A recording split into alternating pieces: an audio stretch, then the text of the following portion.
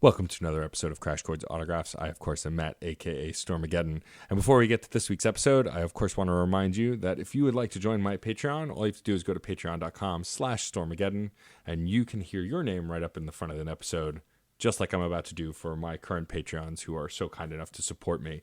So a big thank you to MJ, Rob, Robert, Robert, and Case.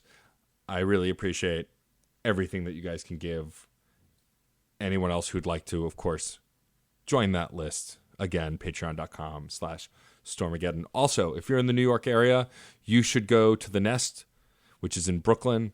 On March 22nd, I am hosting a video game-themed burlesque show presented by Magical Girl Burlesque called Let's Smash, a video game tribute to burlesque.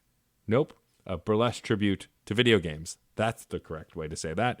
So yeah, you should definitely go check that out. I'm really excited to be hosting it. We've got a lot of really great acts lined up, and I hope to see you there. As for this week, I am chatting with the incredible Miss Frankie Eleanor. She is a burlesque performer and producer. We've worked together on many occasions across a bunch of different shows, but had never really had a chance to sit down and chat, and so I got to know a lot about her from this conversation. So please enjoy this episode.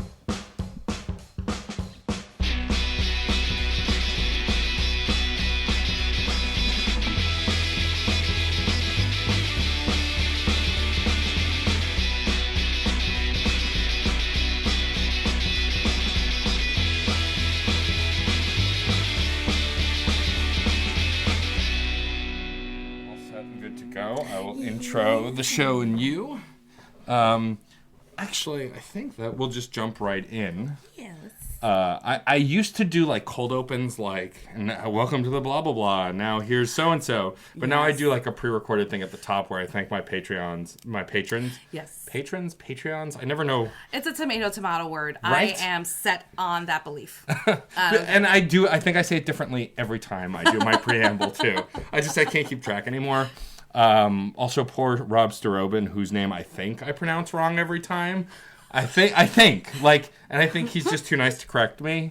There's always that one person in your life that you've been saying their name either wrong the whole time, or there was never that communication where you were like, oh, I am so-and-so. Oh, so-and-so. And I also don't try. Like, I've had people screw up Storm, which is not a hard name to pronounce, so, you know.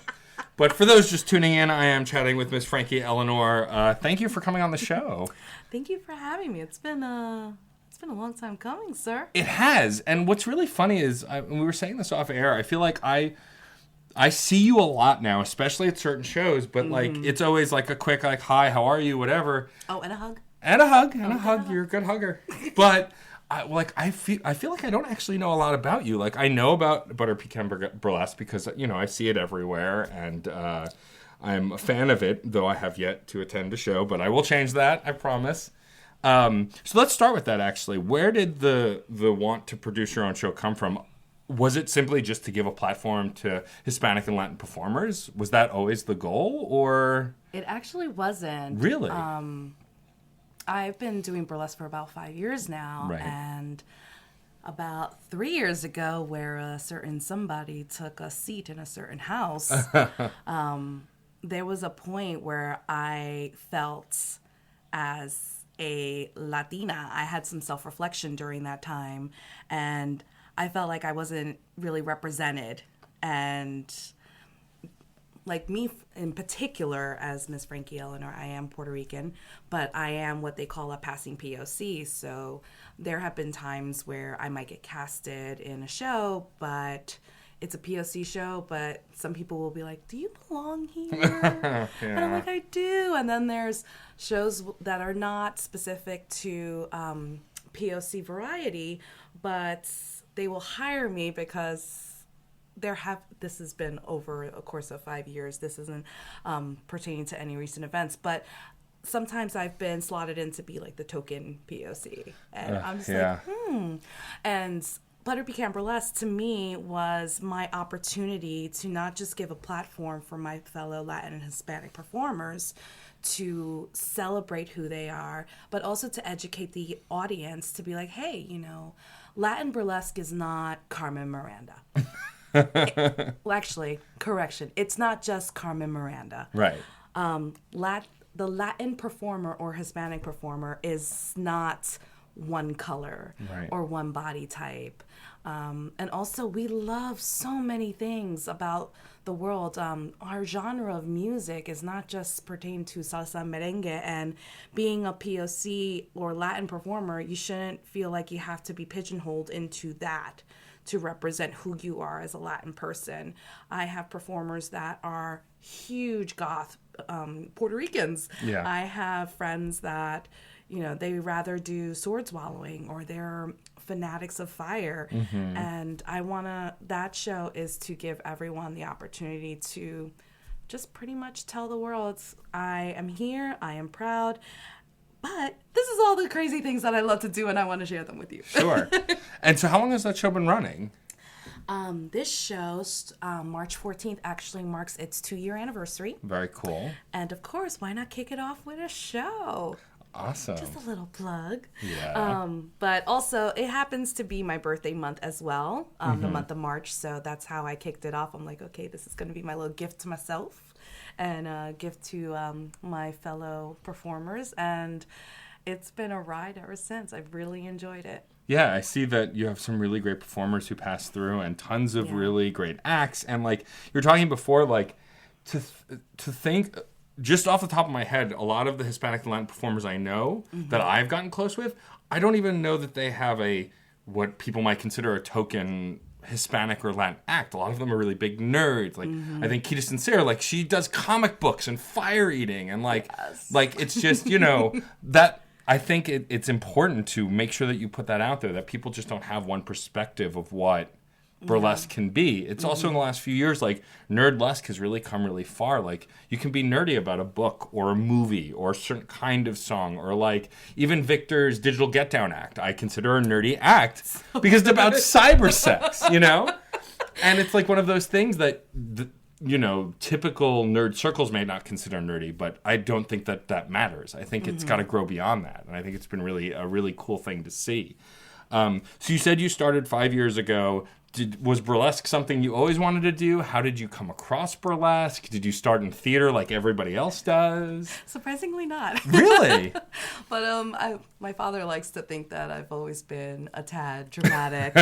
So, okay, Dad. But burlesque started for me pretty much out of the blue. A friend of mine invited me to one of the first Tiny Twist productions of the Burlesque Hall of Fame fundraiser they would do. And at that time, it was off at Le Poisson Rouge on Bleecker. And I just remember so many wonderful body types and acts, and everyone just having so much joy in their face, and just being surrounded by all these people. A large majority of the audience members knew each other and were so warm to each other, and they were tipping the go-go dancers, and the go-go dancers are hugging the audience members, and I'm like, this is my jam. Right. I'm all about the love and the hugs and passing the dollar bills and the nudity. But then Joe Boobs Weldon did this amazing chair dance to this rock and roll song, and my jaw dropped. I was like, who is this goddess? Ah! So after I collected myself, at the time it was world famous Bob who was the host of that show, the FemC, and she was like, she was the headmistress of the School of Burlesque. I'm like, there's a school? Right. And pretty much 2 weeks later, I signed up for the Burlesque 101, and the rest is history. That's really awesome. It's funny that you mentioned Tiny Twist, Tiny D, and Ginger Twist. Some of my favorite photos of you on the internet are by the incredible David Bird, of you just not giving a fuck. And so I've shot with David, and he's delightful and wonderful. And I, as a very awkward nerd who's becoming more comfortable with his body, but wasn't always, he is a great photographer, and he ushers you through it. But when you're doing stuff like that, do you just go whole hog? Are you really outgoing when it comes to that stuff, or do you kind of need coercing to kind of get into the right headspace? Nope. No coercing. Just throw me in. I'm ready. I don't know where I'll go. I don't know what the story is, but we're just going to go with it. So was there no stage fright when you started burlesque? Were you, concerned to get on stage, or? Well, absolutely. I think once I started taking the classes and starting to dive into the history. And of course, once you go to the classes, and of course, once you first go to your first burlesque show, that's it. You're done. You're an addict. So as I was going to all these different shows and seeing all these magnificent performers, you were just dazzled and mesmerized, and you want to do right by the art, and especially by the history, because it's a short history when it comes to performance art, but it's a very colorful one. It's one that has dipped in so many different areas of our culture, like politics and, laws and cities and corruption and gangs. And oh my God, it's amazing when you start reading more about it. So I was definitely nervous, because I wasn't so much nervous about what I was going to do, because of course I practiced nonstop. I was listening to the song on loop for like a month. I was panicking. But I just wanted to put out something that I could walk away from. Even if it was the last time I would have performed, I wanted to walk off that stage and be like, you know what? I'm happy with what I gave. I'm happy with how I feel. I'm happy with how the audience feels. And that day was incredible. The student showcase that was done for my first show. And of course, I did it to Do I Move You from Nina Simone. Of course you did. Of course I did. It had to be a Nina Simone song. Why not? Are you a big Nina Simone fan? I am. Yeah. Always have been. I grew up listening to that kind of music. But just to jump back to the student showcase, I remember that night after the show was over, I was of course, people were approaching me, and we were all congratulating each other. Sure. And just reveling in this amazingness and this high that we're all in. And I remember there was this one girl like standing behind like 6 people surrounding me, and she had like this dead face. I thought she was gonna tell me off.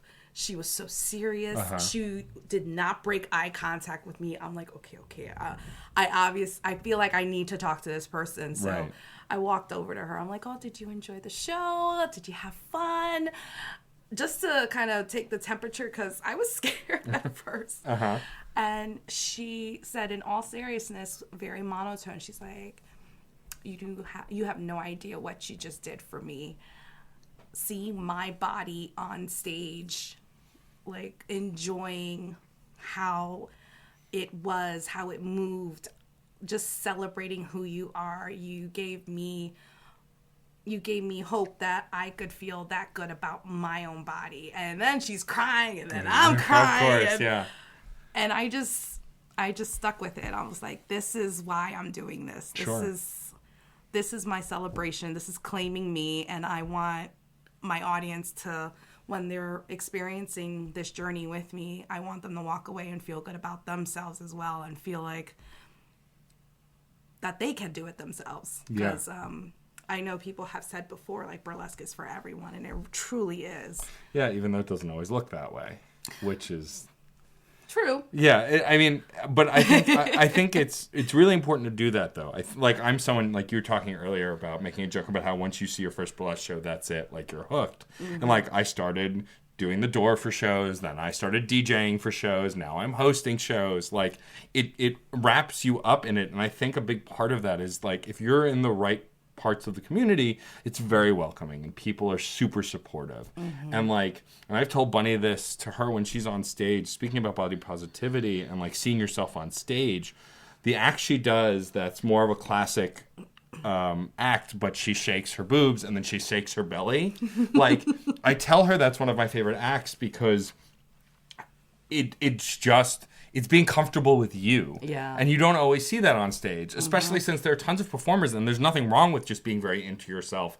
But sometimes you get this sense of them feeling flawless, whether they do or not. And so it's nice to see that kind of like human side of yourself on stage. Is there an act that you've created that's really personal that you're very proud of in that way? Like either about your body or about your upbringing or your personality? Oh my God. Glasses are coming off. Wow, what performance have I done that really gives me that? Well, Well, this act is relatively new. I've been doing it for about a year now, and it's called Tigre. And the song is this high energy Latin number that's just full of bass and beat, and I'm literally just storming into that stage. Like full energy. I pretty much don't stop till the song's over, but a lot of it, the premise of the song is pretty much just, well, we're not going to go verbatim for what the lyrics mean, but the overall concept of the act is celebrating my body and saying that, you know what, you can enjoy my body because it is that fine. But for the longest time, when I started being a fuller-bodied performer, at first I was scared. For a number of years, about 3 years, I did a lot of slow burn and focused on, oh my God, don't move too much. You don't want that to jiggle. You don't want them to see that. Keep that corset on. And Tigre was really my breakout where I was like, you know what? Why am I wearing this stupid corset? The whole number, it's pretty, but I can't move. I can't swing the hips like I know they can. And that was pretty much my balls to the wall. Let's see what happens. And it just received such good vibes from the audience and everyone. Awesome. Like, I noticed that people were screaming a little louder. And that's so cool. I dabbled with floor work for the first time in that number, and it just really, to me, that number was so personal to me because that was my way of giving myself permission to be like, you know what, you are enough, your body is enough, what you're doing has always been good, and you know what, just celebrate it, enjoy it. And for me, that number is my jam, and it's one of the ones that I'm super proud of. That's really cool. That's awesome. I like to ask performers when they're creating acts, like, you know, like a musician writing a song, like, what's the secret sauce a little bit? Like, do you find that you find the right song and then create an act around it? Or is it the other way around? Do you come up with a concept or a story and then find a song for it? Or does it vary depending on the act? It happens usually out of the blue for me. Really? I'm huge in media. I love listening to the radio. I love going to museums. I love watching movies. My daytime job, I deal with an industry that is very much responsive to what the media and what consumers in general need. So I'm always tapped into those resources. And surprisingly, music and visual art is very big in the consumer world. So I'd be like, oh my God, that's a pretty good beat. Let me Shazam it. And then I'll listen to the track and I'm like, ooh, I like this track. Where is this track going? How's it making me feel? Oh, okay, you know. And this is what I see myself doing at that beat drop and that beat drop. And this is how I want to end it. And this is where I'm going to take off that. And then it just starts building and the web gets created. And then I'm like, oh, okay, this is going to be an act. Okay, let's do this. Has there ever been a song that you've loved so much, but you just couldn't turn into an act, or you couldn't get it to fit quite right the way you wanted to? Yes. And this happened right after Hurricane Maria, where Lin-Manuel did this amazing collaboration. I remember, yeah. Yes, and it was this song that's called...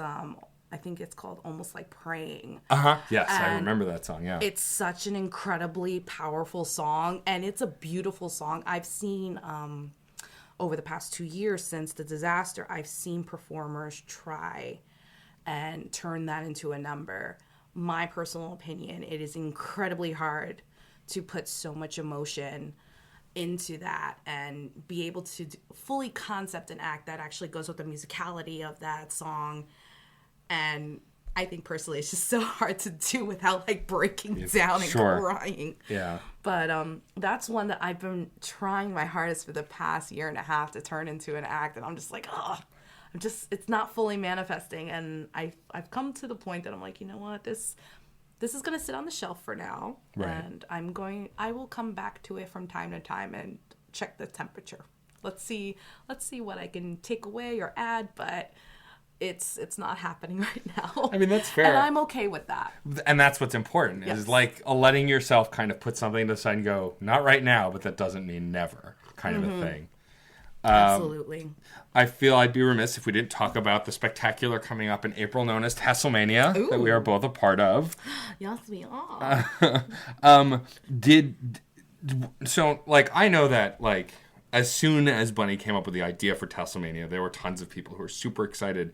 Was Tasselmania a thing that you went to her like, I have to be a part of this? Or was she just taking act submissions and you thought it'd be fun? Like, what's your connection? How did you kind of get involved with Commissioner Buxom? Well, Commissioner Buxom and I have... Oh, we'll say that for another time. But Commissioner Buxom was kind enough to give the girl from El Barrio a chance.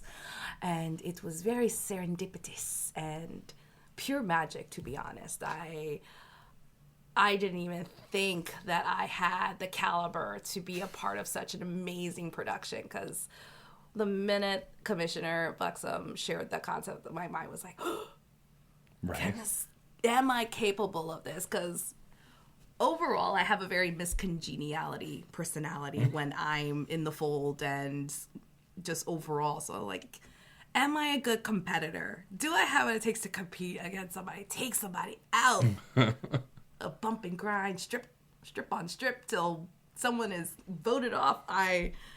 And then it turned out I had it. You held your own, I'd safely Yes, say. even though I think Commissioner Buxom, might be throwing some shade at me. She did. Did you know she disqualified me last? I heard, yeah. I heard because I was there. It was major escándalo.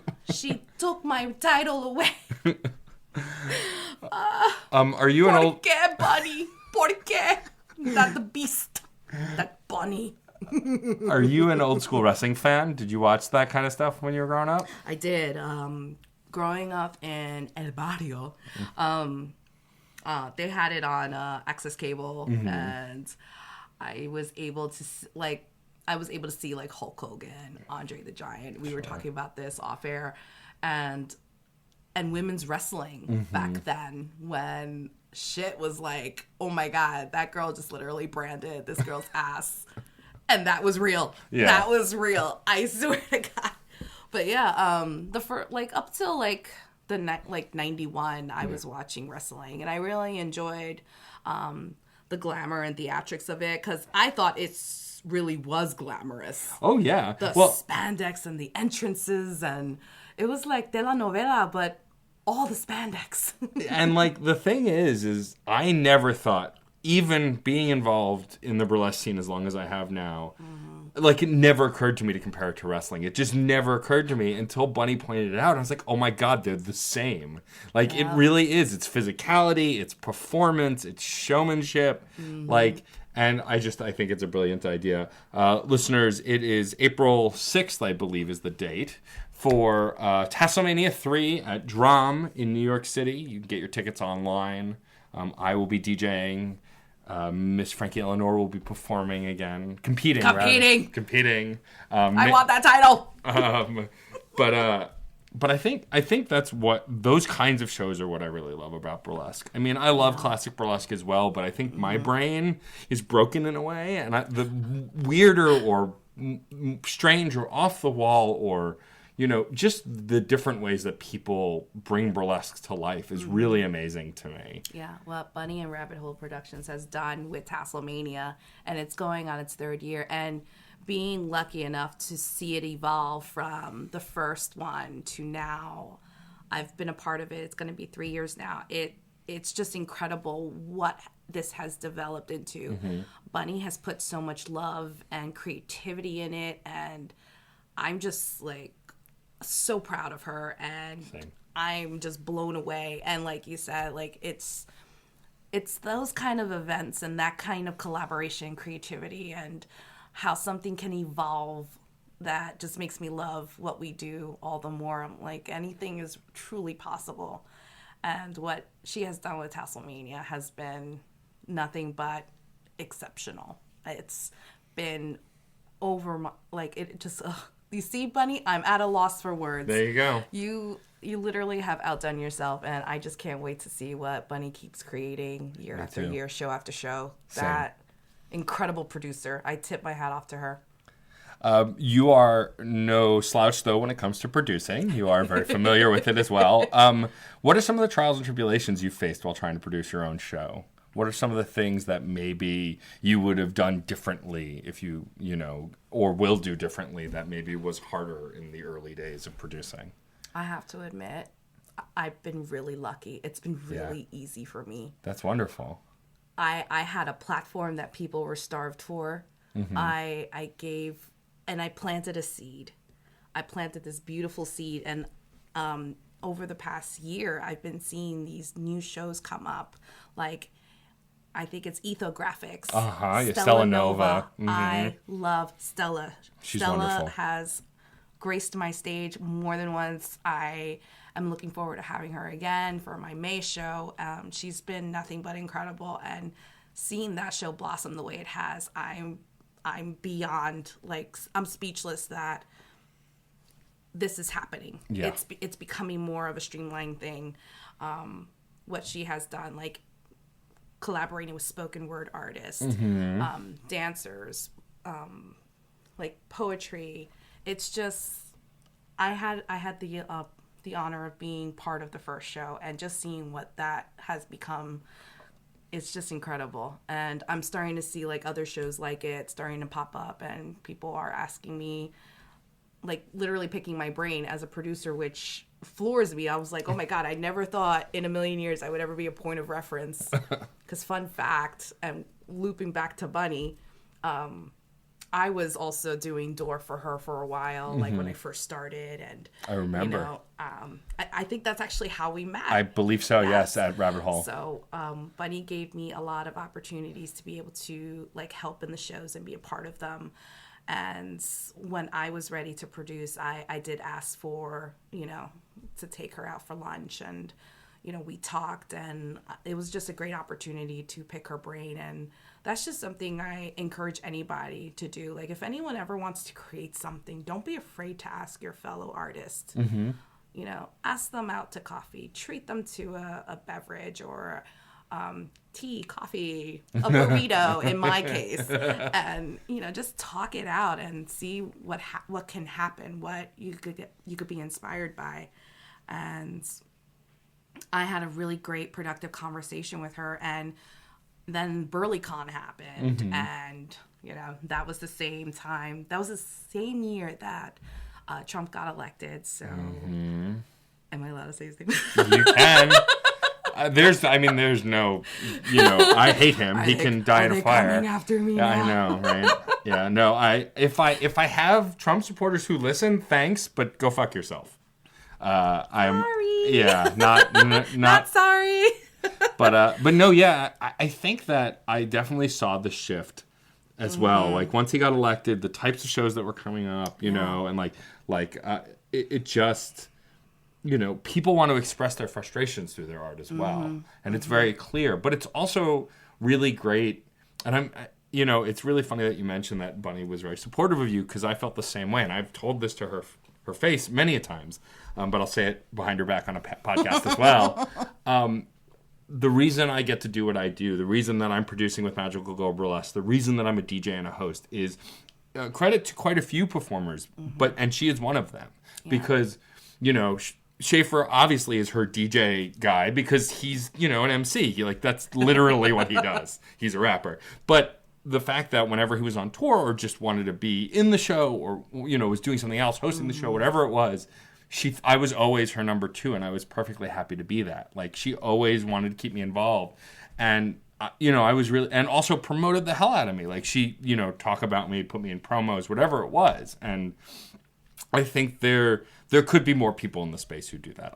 I think there are plenty, but I think there are also a fair share of performers who are just like, this is my thing, and I'm going to do it the way I want, and no one can have a piece of it. And I think that's a bummer, you know. And this is not something to name names. I think it's with all entertainment fields. There are people who are going to be selfish and want to be about themselves, and I think nothing is more valuable than sharing your knowledge with other people. Yeah, I am all about the sharing, and it's just something I'm super grateful for. I'm grateful for that day, and going back to sharing, like BurlieCon was a great outlet for me to really get it going. Like I had the idea, I had the conversations, something bad happened in politics and and it's funny because BurlieCon happened the day right after. Right, I remember. It was the very next day, and you're right, the energy was so different in that hotel room. Everyone was scared, angry, inspired.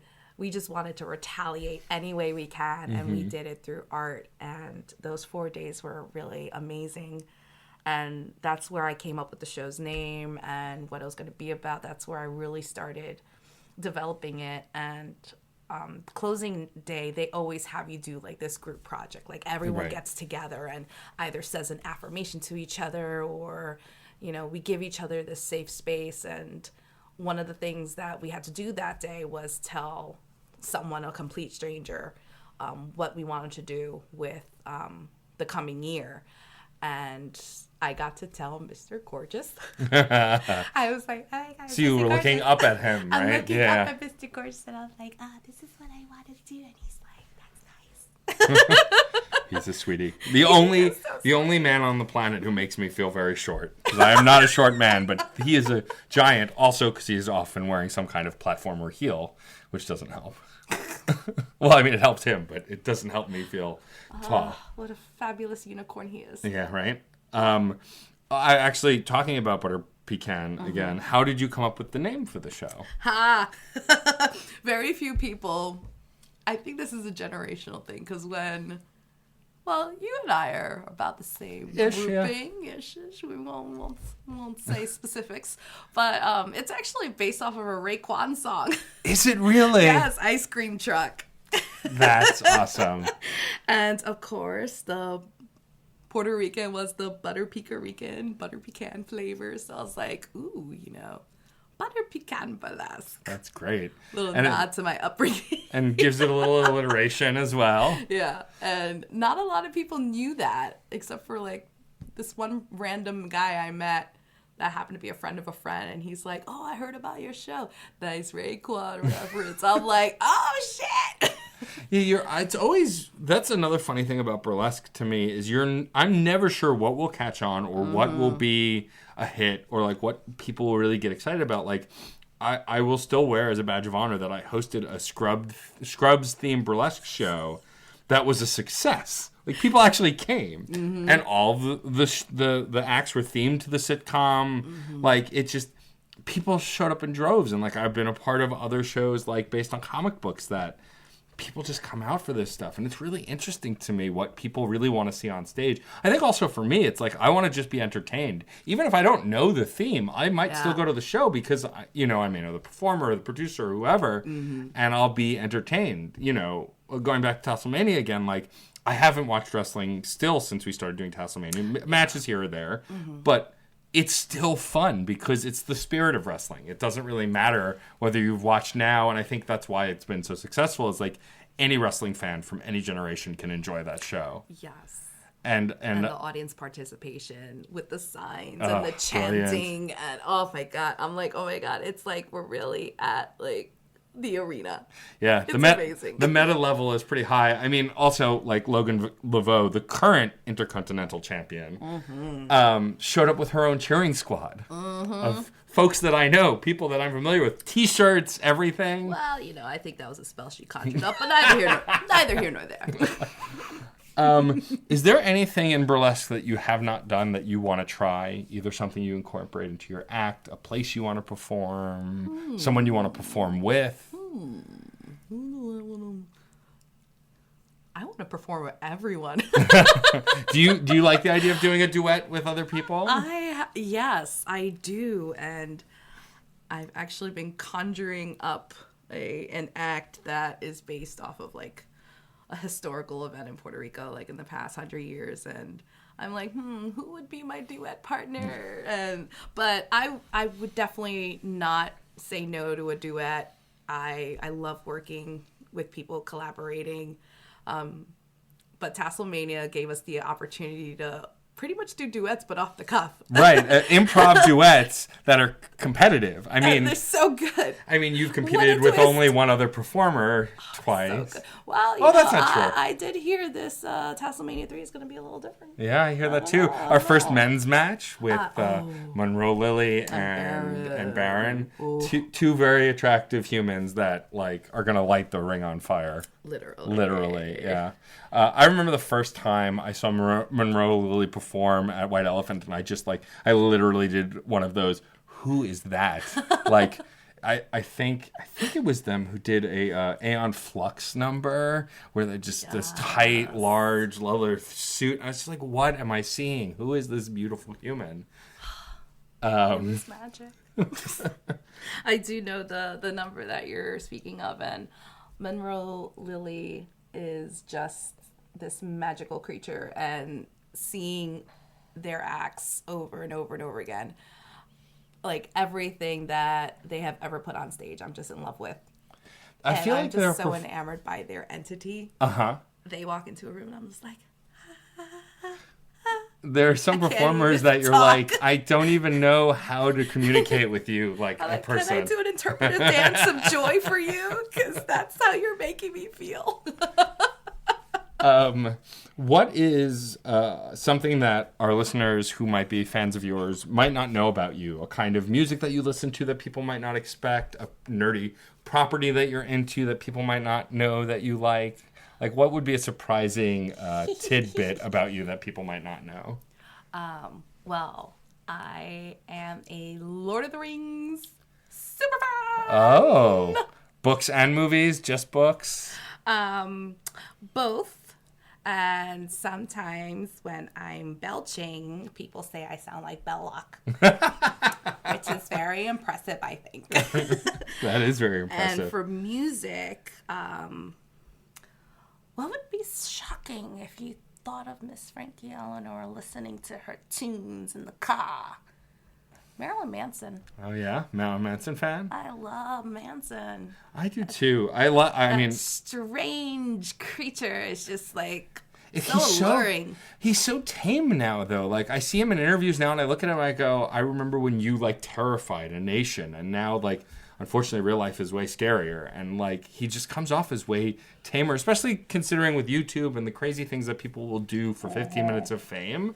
I feel like... Well, he's been around for a minute, so I think he's just above that now. That's probably true, too. He's probably like, I did the shit already, kids. You go have at it. Yeah, right? I'm just going to chill here and do a tour and... I'm just going to make music.